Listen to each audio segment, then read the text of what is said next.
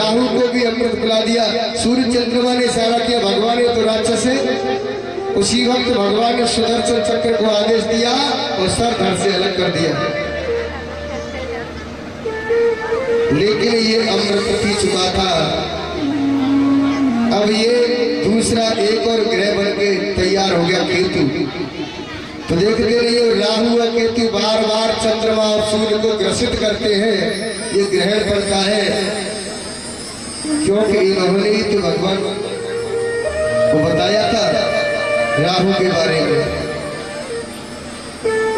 अब देवता लोग अमृत पी करके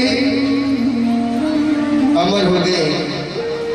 देवासुर संग्राम हुआ, देवताओं को स्वर्ग लोक मिल गया। कुछ समय गुजरा। एक दिन शुक्राचार्य जी ने बलि को समझाया, बलि आजकल तुम्हारे ऊपर गुरु की कृपा चल रही है और जिसके ऊपर गुरु की कृपा हो जाए दुनिया में कोई उसे हरा नहीं सकता। इसलिए आप इंद्रासन पर चढ़ाई कर दो। बलि ने इंद्र पर चढ़ाई कर दी। इंद्रासन क्या तीनों लोगों को अपने कब्जे में ले लिया। अब तो देवता लोग जंगलों में वास करने लगे।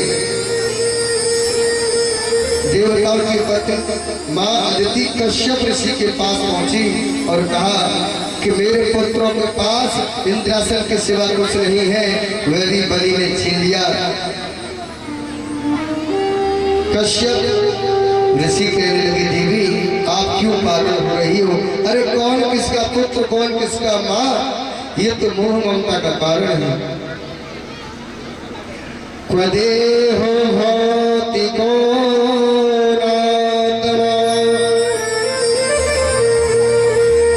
क्वचात्मा प्रकृते परः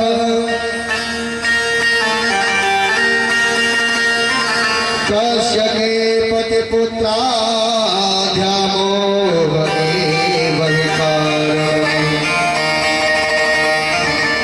ये तो केवल मोह मात्र का कारण है।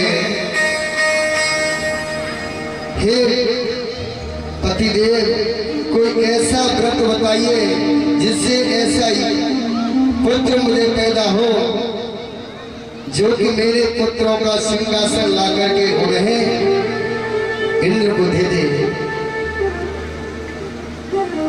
तो मेरे भागवत प्रेमियों इन्होंने पयो व्रत बताया।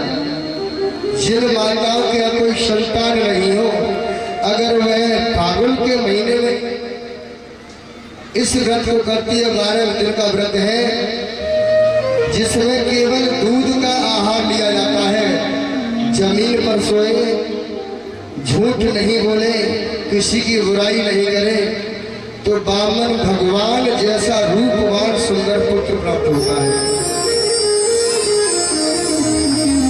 फागुन शुक्ल पक्ष को प्रतिपदा से लेकर के द्वादशी तक ये व्रत कहा जाता है और ये व्रत मैया अदिति को बताया। तो भादों के महीने में द्वादशी तिथि के दिन ठीक 12 बजे बामन भगवान का प्राकट्य हुआ।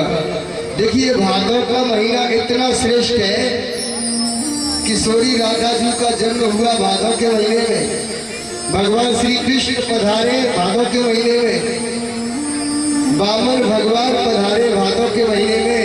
इतना ही नहीं, सुखदेव जी ने परीक्षित को कथा सुनाई भादों के महीने में। इतना श्रेष्ठ है ये भादों का महीना। बामन भगवान मैया अदिति के महलों में प्रकट हुए। मैया अदिति ने बामन भगवान को कोपिन पहनाई।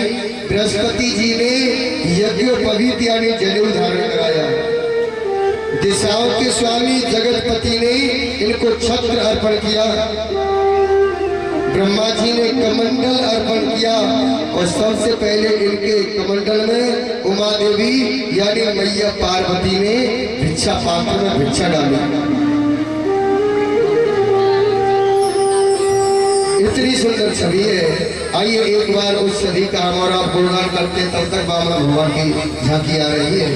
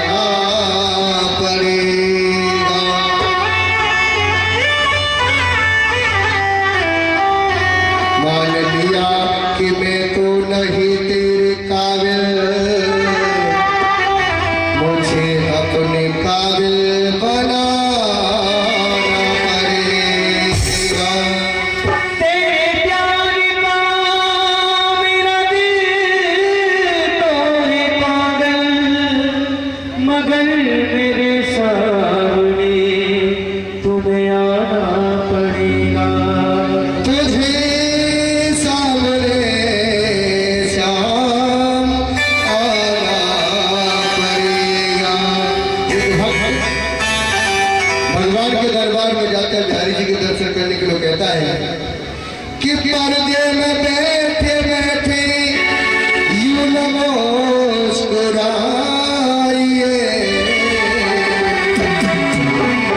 अच्छा, कितने भक्त हैं जिन्होंने वृंदावन जाकर के बिहारी जी का दर्शन किया? हाथ खड़ा करके बताएंगे। 1 2 3 4 15 16 बस।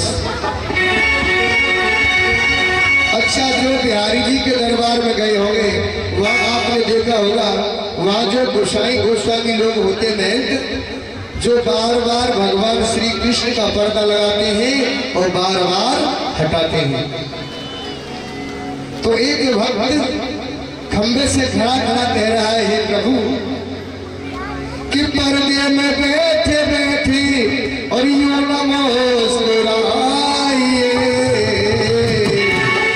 आ गए तेरे दीवाने जरा पर्दा उठाइए, आ गए तेरे दीवाने जरा पर्दा उठाइए।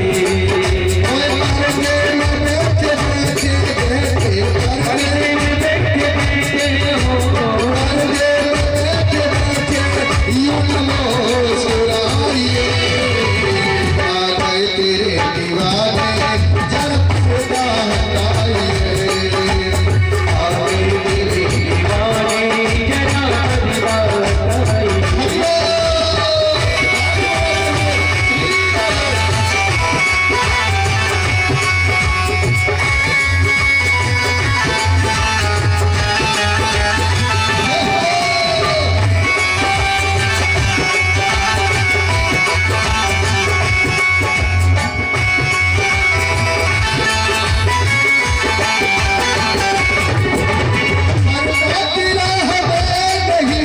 मंजूर सावरे हमें नहीं, मंजूर